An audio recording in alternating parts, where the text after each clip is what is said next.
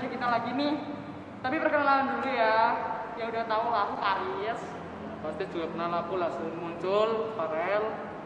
Terus ada Iya. siapa? Namanya udah temenan. Deru? Udah. Oh ya udah itu namanya Daryl. Sekarang kita mau mulai ya. Ayo Rel. Ya, sebelum kita memulai, mari kita menyanyikan lagu Terpuji Allah.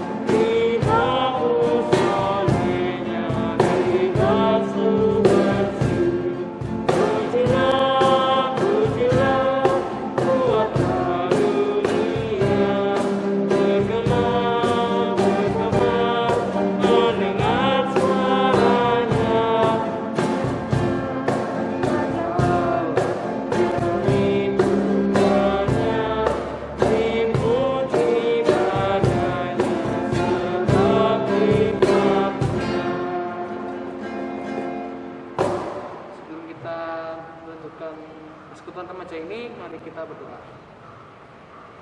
Tuhan Allah Bapa kami yang bertata dalam kerajaan surga, terima kasih Tuhan telah meletakkan di sini meskipun kami tidak dapat tatap muka melalui HP, melalui laptop, melalui apapun itu medianya, tapi kami datang untuk memuliakan nama saja Tuhan. Terima kasih Tuhan dalam nama Yesus kami berdoa dan bersyukur.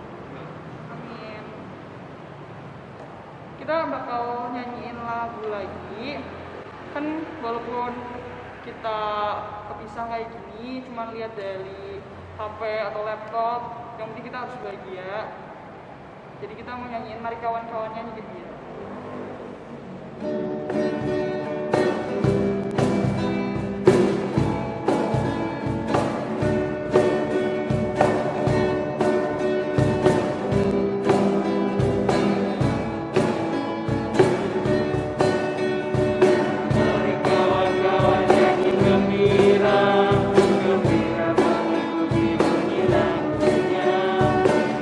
Kawan-kawan nyanyi gembira, supaya isi dunia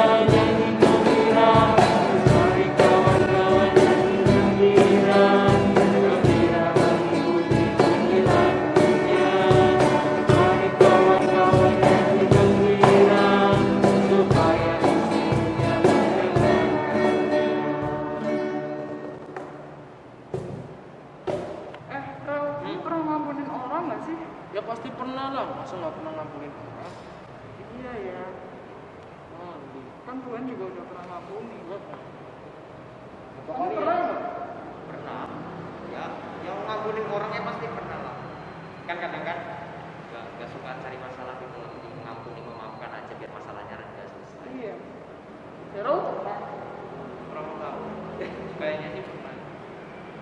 Pernah ya. Pasti pernah lah. Pasti pernah sih kalau orang tuh Indonesia juga ngelakuin kan. Berapa kali tuh? Yang katanya di Alkitab itu loh yang 70 kali 7 kan? Yang Iya. itu 70 kali 7, iya betul. 40 nya beda. 70 Itu 400 ya. Iya, 70. Tapi kan ini 90 kali toh. Iya. ya enggak gitu. Ya enggak gitu ya, Riz ya. Maksudnya tuh Maksudnya tuh harusnya bukannya dihitung sampai 190, tapi tidak terbatas. iya. Udahlah, daripada bukan salah tafsir apa gimana secara kita belum paham banget. Mending kita langsung mendengarkan khotbah yang satu ini mengenai pengampunan. Tapi sebelum itu, mari kita menyanyikan lagu Bagai Raja Wali. Ayo.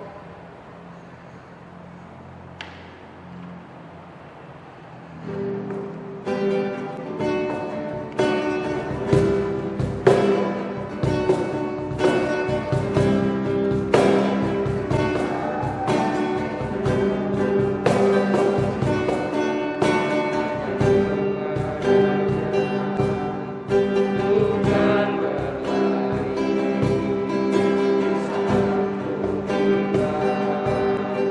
dalam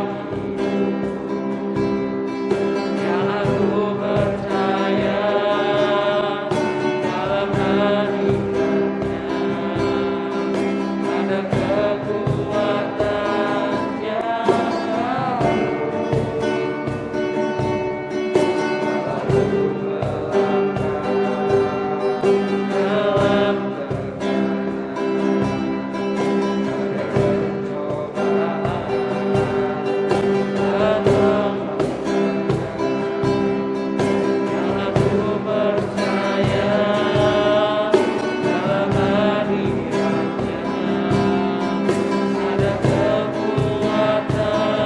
yang baru dalam Sebelum kita akan bersama-sama mendalami firman Tuhan, kita terlebih dahulu berdoa.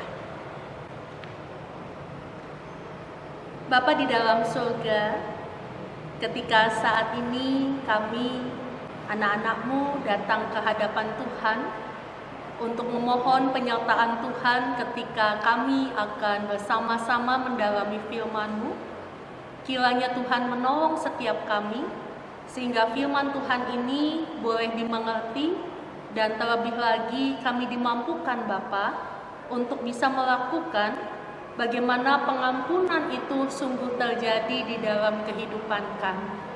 Terima kasih Bapa, inilah kami, bentuklah kami sesuai dengan kehendak-Mu. Demi Kristus kami berdoa. Amin. Oke teman-teman, kita akan sama-sama membuka firman Tuhan yang diambil dari Matius 18 ayat 21 sampai 22.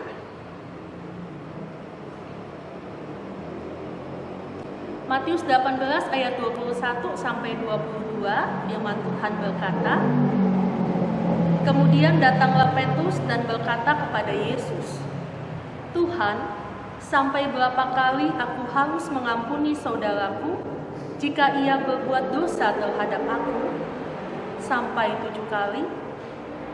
Yesus berkata kepadanya, bukan, aku berkata kepadamu, bukan sampai 7 kali, melainkan sampai 70 kali 7 kali. Ya, teman-teman, hari ini kita mau bahas sebuah tema. Temanya adalah pengampunan memulihkan semua. Ketika kita ngomongin soal pengampunan nih, kayaknya enak kalau kita berada pada sisi yang sungguh bisa diampuni. Kita menjadi seseorang yang diampuni, kok rasanya gampang gitu ya. Tapi bagaimana kalau sebaliknya? Kita yang harus memberikan pengampunan kepada orang lain. Dan mungkin yang lebih susah adalah ketika kita harus mengampuni seseorang yang dekat sama kita, yang rasanya udah kayak sahabat nih, udah kayak saudara. Dia harusnya paham benar, paham apa yang kita alami. Kok tetap ya menyakiti hati kita? Rasanya itu menjadi sesuatu yang tidak mudah untuk dilakukan ketika saya harus mengampuni. Tetapi ada sebuah kisah teman-teman yang menurut Kak Fani baik untuk kita simak. Jadi kisahnya ini tentang seorang mantan narapidana. Pemuda yang pernah melakukan sebuah kejahatan, lalu dia dihukum cukup lama di dalam sebuah penjara, dan ketika dia dihukum, keluarganya meninggalkan dia. Tidak ada lagi yang ingin menyebutnya sebagai saudara bahkan sahabat. Dia diasingkan, dia dikucilkan, sehingga ketika dia mengalami masa-masa tahanan, tidak ada seorang pun yang menjenguk dia. Sehingga itu membuat dia begitu sakit hati. Di satu sisi dia sadar bahwa dia melakukan kesalahan, tetapi di sisi lain dia juga melihat bahwa orang lain gak peduli sama dia. Ketika dia tahu peluk, ternyata orang lain pun malah mengasingkan, bahkan tidak mau dekat-dekat dengan dia. Sehingga ketika pemuda ini akhirnya sudah menyelesaikan masa tahanannya, dia diizinkan untuk keluar, maka yang ada di benak dia adalah, saya tidak diterima oleh siapapun. Karena saya pernah melakukan sebuah dosa. Karena itu untuk apa saya menjadi pribadi yang lebih baik? Biarin aja saya seperti ini. Karena orang lain pasti tetap tidak bisa menerima saya. Sehingga pada suatu hari, si pemuda ini mengetuk sebuah pintu. Dan tujuannya memang adalah dia ingin mencuri dari tuan rumah itu. Tetapi ternyata ketika pintu itu diketuk, yang membuka pintu itu adalah seorang pendeta. Dan si pemuda ini langsung berkata bahwa saya bekas narapidana. Saya tidak punya rumah, saya tidak punya keluarga. Bolehkah saya istirahat sejenak? Nggak usah masuk deh. Di halaman Bapak aja juga oke. Dan ternyata si pendeta ini punya respon yang tidak disangka oleh si pemuda ini. Pak pendeta ini berkata, boleh, silakan masuk. Jangan kamu tidur di luar, nanti kamu sakit. Masuklah, saya akan memberikan engkau makanan, minuman, dan juga tempat istirahat yang layak. Si pemuda ini kaget. Dia tidak menyangka bahwa ternyata masih ada orang yang mau menerima dia, walaupun dia adalah mantan narapidana. Dan ketika mereka makan, mereka saling bercerita, malamnya si pemuda ini berpikir, pasti ini karena dia pendeta, makanya dia baik. Tetapi kalau aku melakukan kesalahan, pasti dia tidak akan baik lagi. Dan aku akan melakukan itu. Aku akan mencuri. Jadi malam itu juga si pemuda ini mencuri. Dan dia sengaja melakukan keributan-keributan agar si pendeta ini tahu bahwa pemuda ini mencuri. Karenanya pendeta ini bangun dari tidurnya dan dia melihat apa yang dilakukan si pemuda. Lalu dengan sadar si pemuda ini sengaja memukul kepala sang pendeta supaya sang pendeta ini tidak sadarkan diri dan dia membawa beberapa peralatan yang dianggap bisa dijual untuk dia kembali memulai hidupnya. Tetapi sialnya, ketika si pemuda ini sudah mengambil peralatan sang pendeta, dia keluar, dia bertemu dengan seorang polisi yang ternyata tidak asing dengan wajahnya. Dan si polisi ini bertanya, "Apa yang kamu bawa?" Lalu si pemuda ini bingung menjawabnya, karena yang dia bawa salah satunya adalah salib pendeta. Lalu polisi ini bertanya, "Dari mana kau dapatkan salib ini?" Karena yang saya tahu ini adalah milik pendeta. Lalu pemuda ini sudah tidak bisa berkata apa-apa, dan dia mengakui bahwa dia sudah melakukan pencurian di rumah seorang pendeta. Maka polisi ini membawa pemuda ini kembali ke rumah sang pendeta. Ketika mereka kembali, sang pendeta ini sudah sadar. Lalu polisi ini berkata, Pak Pendeta kenal dengan pemuda ini." Dengan masih terhuyung-huyung, Pak Pendeta ini melihat sang pemuda, memperhatikannya, lalu dia berkata, "Iya, saya mengenalnya. Dia yang mencuri salib Pak Pendeta." Lalu Pak Pendeta ini berkata, "Tidak, saya yang memberikan salib itu untuknya, supaya ketika dia pergi, dia membawa salib itu, dia mengingat apa yang dilakukan Tuhan kepadanya." Dan setelah mendengar hal itu, si pemuda ini, sang mantan narapidana, sangat terkejut. Dia tidak menyangka bahwa sang pendeta ini masih membelanya. Lalu karena pendeta ini sudah membelanya, maka polisi ini berkata, "Apa yang harus saya lakukan dengan pemuda ini?" Pak Pendeta berkata, "Biarkan dia di sini. Aku ingin berbicara dengan dia." Dan apa yang terjadi, teman-teman?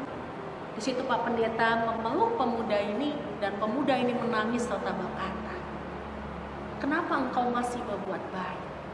Kenapa engkau masih mengampuniku walaupun aku sudah menyakiti?" Dan sang pendeta ini berkata, "Karena aku sudah terlebih dahulu diampuni oleh Tuhan berkali-kali. Kesalahanku banyak, tetapi Tuhan setia mengampuniku. Kalau Tuhan saja setia, maka aku pun belajar untuk mengampuni orang lain, supaya orang lain itu boleh hidup di dalam kasih Tuhan, dan dia betul-betul memegang salib di dalam hidupnya." Dan apa yang terjadi? Ketika pemuda ini mendapatkan pengampunan dari sang pendeta, dia merubah hidupnya, dia meninggalkan masa lalunya, dan dia pun akhirnya Tuhan pakai menjadi seorang hamba Tuhan. Artinya apa, teman-teman?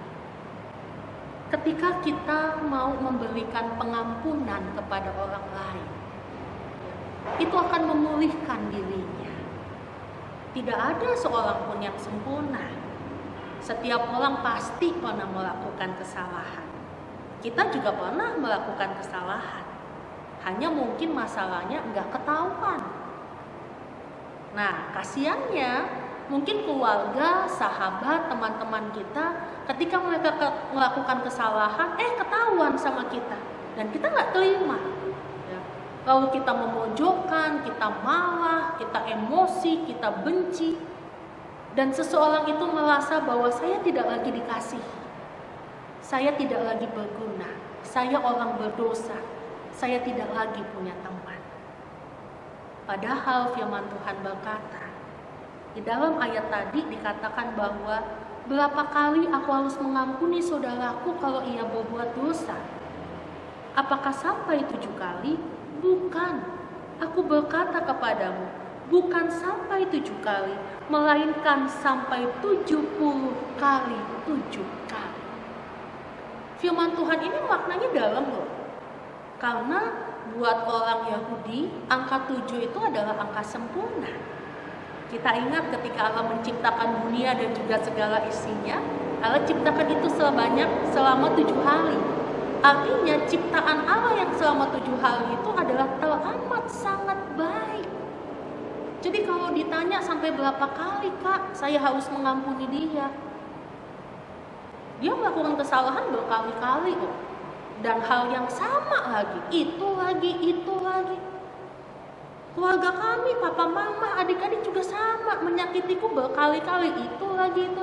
Mau sampai berapa kali? Firman Tuhan mau bilang Bapak Ibu, jangan hitung berapa kali.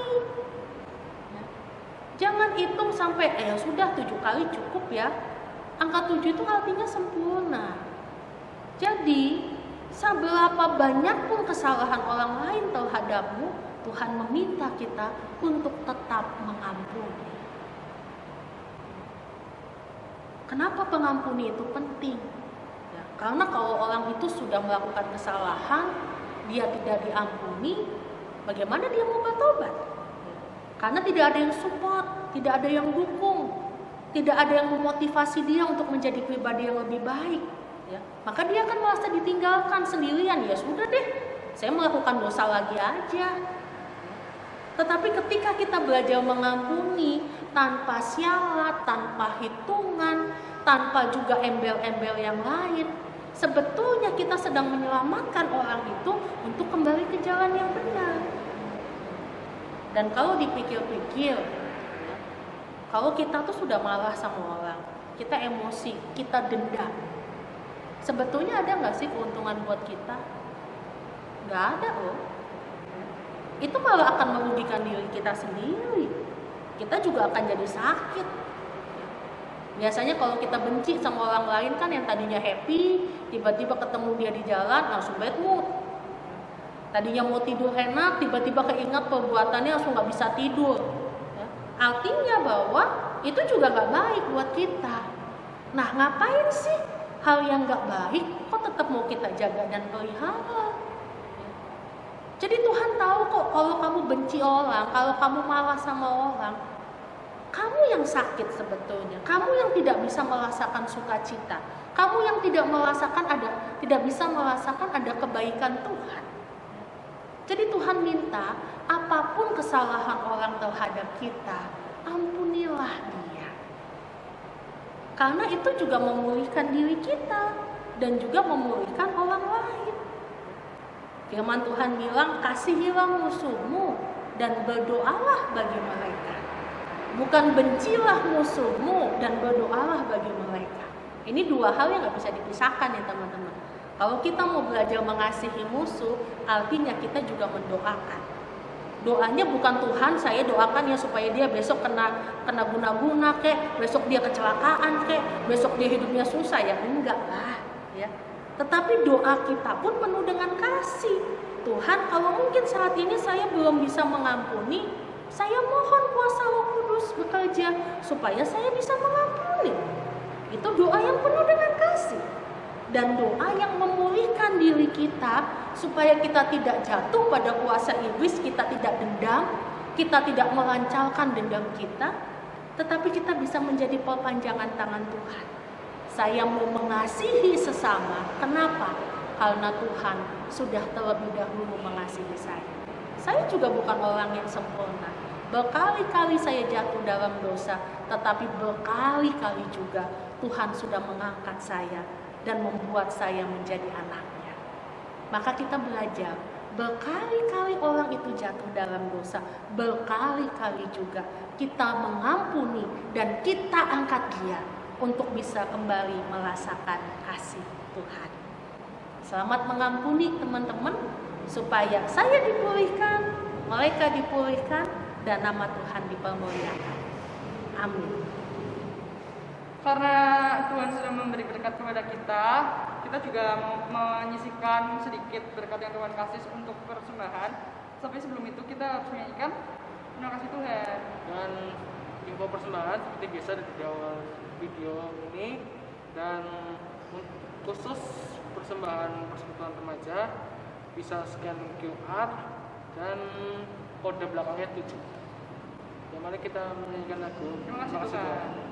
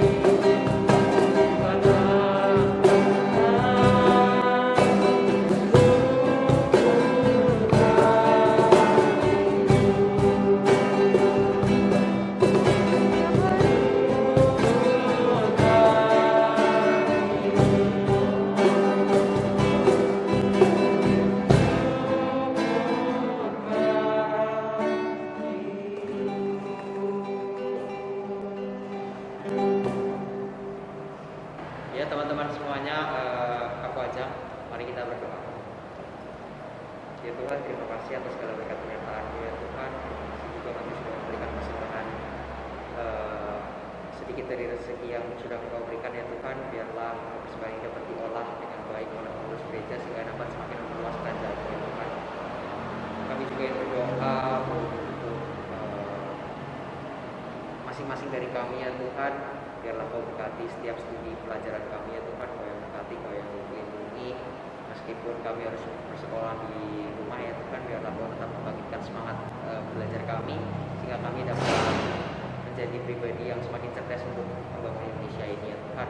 Kami juga ingin berdoa untuk orang tua pembimbing kami yang senantiasa dengan tulus membimbing kami dalam belajar dalam gereja ya Tuhan. Kau yang berkati setiap mereka satu persatu ya Tuhan. Kau yang berikan mereka kesehatan senantiasa. Berikanlah mereka kesabaran juga dalam mendidik kami ya Tuhan, sehingga mereka dapat selalu menemani kami, membantu kami menjadi pribadi yang lebih baik lagi ya Tuhan. Terima kasih ya Tuhan. Doa ini kami lanjutkan. Kami juga berdoa untuk bangsa, negara, untuk dunia ini ya Tuhan. Lebih lagi sekarang sedang ada virus corona juga, virus penyakit yang berada di dunia ini dapat segera musnah, dapat segera pergi. Kami juga berdoa Tuhan untuk bangsa ini semoga dapat selalu semakin maju Tuhan, dan juga semoga bangsa ini dapat lebih bisa toleransi satu dengan yang lain, dan juga dapat selalu menjadi negara yang baik untuk masyarakatnya. Terima kasih Tuhan. Amin. Nah, sekarang kita sudah di penghujung acara. Sebelum kita menutup pengajian Persekutuan Remaja ini, mari kita nyanyikan Ku Berbagi. Thank